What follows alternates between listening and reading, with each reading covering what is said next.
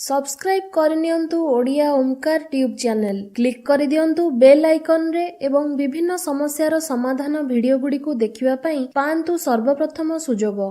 Friends, आम कुंडली रे थिबा ग्रह दोष को दूर करिबा पई आमे विभिन्न प्रकारर ज्योतिष उपचार करिथाउ। एही उपचार करिबा द्वारा ग्रह मानकर अशुभ प्रभाव कमी जाइथाय एवं सकारात्मक फल लाभ होइथाय। जेउ सब वस्तु गुडी को आमे प्रतिदिन व्यवहार करूछु से सबुर सीधा प्रभाव आम आर्थिक स्थिति उपरे पडिथाय। सेही भली दैनंदिन जीवन रे सबुठारु अधिक व्यवहार हेतुवा वस्तु हेला आम मोबाइल फोन। कारण दिन सारा आमे मोबाइल रे किछि ना किछि काम करिथाउ ओ एहा आम आखि ओ देहर भाइब्रेशन सह सबु बेले जडित। तेबे एही मोबाइल फोन रो कलर को जदि आमे निज राशि अनुसार रखिबा तेबे धन संबंधी शुभ फल प्राप्ति होइथाय। तेबे फ्रेंड्स, चालंतु जानिबा राशि अनुसार मोबाइल फोन रो कलर आमे कोन रखिबा।